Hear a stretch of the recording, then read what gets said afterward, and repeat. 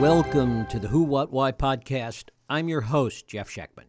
As the 2024 presidential election looms on the horizon, a perfect storm of legal, political, and social forces threatens to reshape the very foundations of American democratic process.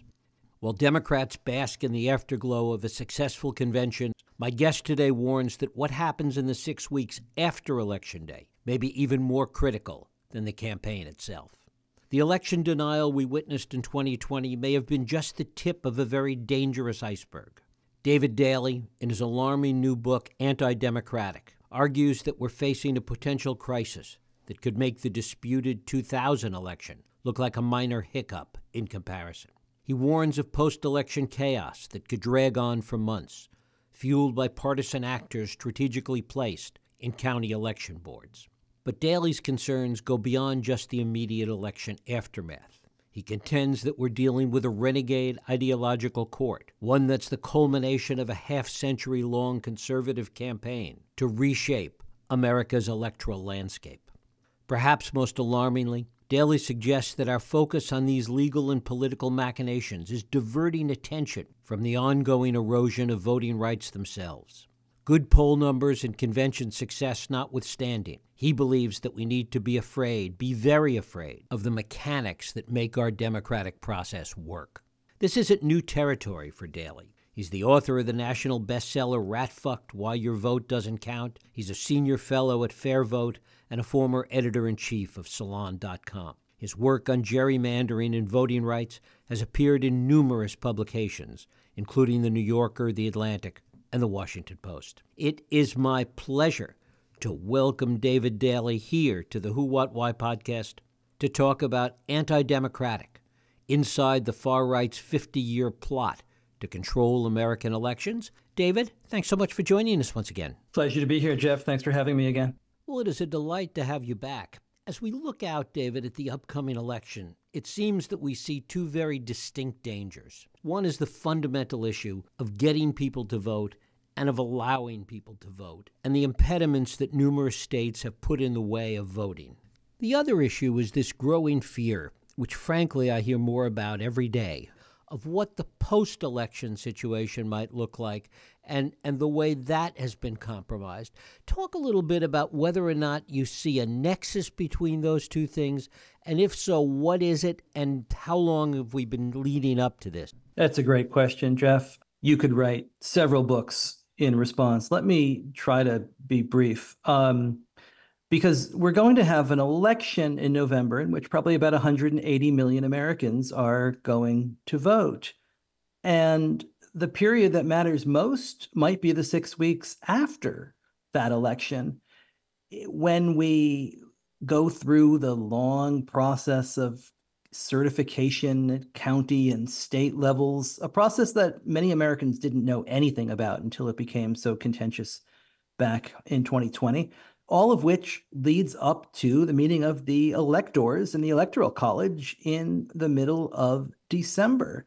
And if that process turns chaotic, and there are many, many scenarios one could imagine in which these questions become litigated or get bogged down in state legislatures themselves, of which are deeply partisan, whether states refuse to certify, whether states put forth alternate electors, whether the process has become so drawn out in some states that we're approaching the deadline for certification and the matters are still in the court's hands and the states decide that they want to step in and appoint electors, then all bets are off. And this election could end up before the U.S. Supreme Court, where Americans don't matter much at all. The 9 who sit on the court will be the ones whose voices and votes matter most. And this is, in many ways, a danger of a repeat of what we all saw in 2000 with the Bush versus Gore case, in which the U.S. Supreme Court effectively shut down the Florida recount with a 5-4 party line vote that installed George W. Bush in the White House after Florida came down to about 545 votes. And this was proof of concept for the conservative legal movement that when you hold the US Supreme Court, you have the tiebreaker in American politics. And not only do conservatives still hold the US Supreme Court, but they've placed three of the lawyers from George Bush's team in 2000 as justices on that court, in the Chief Justice John Roberts, Justice Brett Kavanaugh, and Justice Amy Coney Barrett. So Republicans, conservatives look awfully good if this does turn into a question where 9 votes matter. And to the extent that the court is forced to make a decision with respect to this election, talk about what the issues are that you can imagine being litigated before the court, given the system as it is set up now. I think really what we're looking at would be a repeat of the Bush versus Gore case, in which a state is dramatically close, that there are a series of recounts, and then there are disputed certifications, perhaps as well at the county level, where conservatives who have been placed on these boards in the last couple of years perhaps refuse to do their jobs and then have to get hauled into court themselves in order to have certifications actually issued. And all of this could take time that will be in really short supply, because there's only 6 weeks between the election and the meeting of the Electoral College. And states have a process that they have to go through in order to confirm results, and state legislators, governors, secretaries of state often involved in that process, but it has to reach them first. So all of this is going to be on a really tight clock. And that clock doesn't favor those who want to see this happen easily. Those who want to slow the process down will understand full well that the clock is in their favor. And what the court said in Bush versus Gore, if you go back, if you look at the key footnote in Chief Justice Rehnquist's decision, what Rehnquist says is that absolutely the state of Florida would have had the right to appoint electors had there been no certified electors leading up to this deadline, because Rehnquist says that the state legislature in Florida had the interest in being sure that the state's voice was heard at the Electoral College. So the scene that I would posit would be, take a look at a state like Georgia or a state like Arizona or Wisconsin, some of these states that were within 10, 15, 20,000 votes in 2020, states that have gerrymandered Republican legislatures with big MAGA caucuses. And imagine that the result has been really slowed down in those states. What do you think those state legislatures are going to do come December 10th, December 12th? They may well vote to send their own slates of electors onto the Electoral College, regardless of how those states voted on November 5th. And I think that is the scenario we have to be really concerned about. What is your sense, and this comes back to the issue of voting rights itself, what is your sense of the way in which the election turns out having a role in how far these people, the courts and the individual voting officials in the various states, how far they're willing to go? If the election appears to be close, it's one set of actions. If the election appears to be a landslide, perhaps another set of actions. Talk about that. I think that's right on. In 2020, the election was not close enough for this kind of chicanery to actually amount to anything. And the courts knew that it would be a dead end.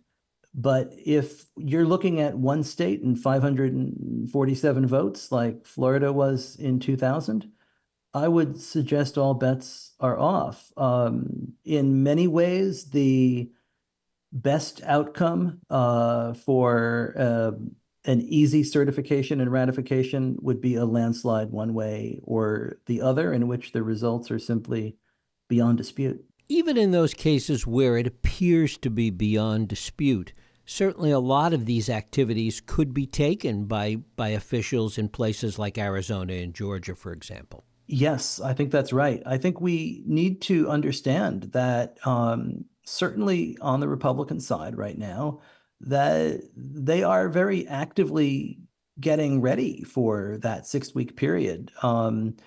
The Republican National Committee, under the leadership of Trump's daughter-in-law, Laura, is already either fighting or a party to, or has filed amicus briefs in more than 75 different cases in 24 different states. So the jockeying for that post-election period is already well underway. And in 2020, it was a little bit of a clown car, right? It was Rudy Giuliani holding his press conference in front of the Four Seasons landscaping in Philadelphia and sort of turning into a viral joke. Republicans have got much better lawyers this time. They are better funded. They've got some of the real white shoe firms in Washington, D.C., loaded with former Supreme Court clerks working on these cases. It's much more central to the heart of the party's operation than it was. And of course, as you've mentioned, they are set up and organized even at the county certification level. So in many ways, they're better prepared for this fight in 2024 than they were in 2020, when it seemed like a slapdash operation. There's also the question of resources, in this sense that there's more and more talk about what we're discussing now, this post-election period. And it seems that a lot of attention has been taken away from some of the fundamental issues with respect to voting rights itself. Talk about that. Yes. I think that what we have really watched from the Roberts Court over the last decade plus has been a real retrenchment, a real evisceration of the Voting Rights Act, which in every way has been the most successful and important civil rights legislation in American history. The Voting Rights Act is what breathed actual life into the Reconstruction amendments to the Constitution that assured equal protection under the law, that ended slavery, that gave blacks the vote, but that in many ways the U.S. Supreme Court and the federal government walked away from enforcing during that brutal period of Jim Crow. And John Roberts, I would suggest that his life's work in many ways has been unraveling the Voting Rights Act. He comes to Washington as a young man in his mid-20s, fresh off of a clerkship at the Supreme Court with William Rehnquist. And the first task he takes on is trying to argue against the congressional reauthorization of the Voting Rights Act, the version in 1982, because John Roberts writes that he does not think it should be too easy to prove a violation of the Voting Rights Act. And indeed, on the U.S. Supreme Court now, as its Chief Justice, he has made it harder in every single way. The crucial enforcement mechanism of the Voting Rights Act was Section 5. It was called preclearance. And what it meant was that the states that had the worst history of racial intent and suppression of votes, they were effectively on probation. If they wanted to make any change to their voting laws, they had to go to the government first. They had to go to the Department of Justice and demonstrate that their intentions were clean and pure. And Roberts ends this in 2013 in the Shelby County case. He says that things have changed in the South, that it is no longer needed. And he was not only wrong. He was, dangerously wrong. It only took an hour for the state of Texas after that decision came down to enact its draconian voter ID bill that Texas had been banned from enacting previously because the state fully admitted that it would prevent 600,000 Latino citizens, registered voters, from casting ballots because they lacked the necessary ID. The state had gone out effectively and researched what ID these people did not have and then required exactly that.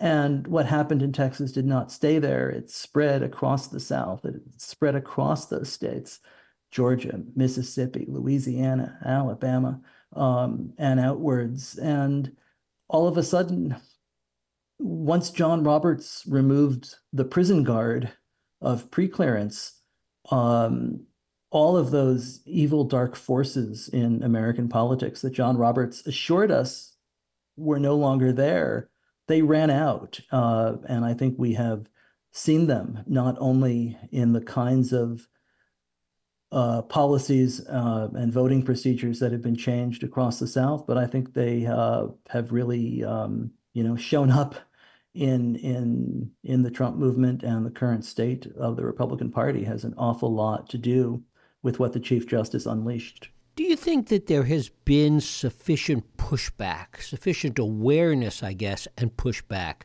to all of this? I mean, as you talk about in anti-democratic, this has been a slow, gradual process on the part of Republicans, John Roberts, the Federalist Society, and that really, because it has unfolded the way it has, it's really been hard to find the fulcrum to fight against it. I think that's right. I think sometimes big dramatic change, when it is enacted with a patient long-term plan, as the Republican effort in the courts has been, sometimes it's like the frog in the pot that's boiled ever so slowly by just turning up the temperature by degrees, and we don't even notice. And that, in many ways, has been the genius of the Republican effort. They've identified the pressure points in American politics that can be taken over, and that have extraordinary influence once you've done so. So I would point to the U.S. Supreme Court as one of those two pressure points, and I would point to gerrymandering in state legislatures, and the U.S. House as the other. And sort of once you're able to change those rules and put your people in place, lifetime tenure on the court and gerrymandered non-competitive districts, it becomes very difficult to get those people out of place. They are there forever, and they are effectively unaccountable, and insulated from the people. And that is very hard to defeat. Certainly, the president right now is talking about a handful of Supreme Court reforms, whether they're ethic reforms or term limits. I think a lot of that is a good start. But the problems that have been baked into our anti-democratic judiciary and state legislatures, they are severe, they are long-term. The knots are tied pretty tight. I think it might require more heavy medicine than that in order to really undo them. But even looking at the reforms that Biden has proposed, the reality of those reforms is essentially non-existent. And as you say, those are pretty tame relative to what's probably really needed. That's the genius of taking over the system like this, right? Because all it now it is extremely difficult to get those reforms through a House that Republicans are going to have advantages in for some time, through a U.S. Senate that is so structurally imbalanced that it certainly favors the interest of conservative, rural, whiter, smaller states. And then even if you're able to get those reforms through both houses of Congress past the filibuster, they would then have to clear muster of the very justices that they're trying to rein in. So This is in many ways a hermetically sealed circle, and trying to crack it open is going to be very difficult. Talk about that and ways that you could imagine that it might be possible, not to crack it open, but at least to create some fissures there. Yes, I think we do have to find a way to breathe a little bit of air into that circle. Certainly, we should be starting with term limits and ethics reforms, and these are very popular among the American people. The idea of Supreme Court term limits won just about 75% support from a Fox News poll earlier this year. So this might seem like a big, difficult thing to enact, but the American people understand the common sense behind it. And I think they understand the common sense behind these ethics reforms as well, particularly as the news is filled with the stories of the justices taking lavish vacations or having their lifestyles supplemented with millions of dollars from donors who have interest before the court, who are paying tuition for their family and friends, or buying real estate associated with the family. I think that's the kind of corruption that Americans understand very well and despise, no matter what side of the aisle you might be on. But I do think we have to talk about how we might expand this court. The number is not set at 9 in the Constitution. The number has gone up. Um, it has changed, and it could change again. We could do so in such a way as to try to really ensure the independence of the judiciary. We could expand the pool of judges that hear cases at the Supreme Court level to the entire federal judiciary, and simply, draw a random assortment of justices for each case, as often happens when you're putting together a three-judge panel at the federal level.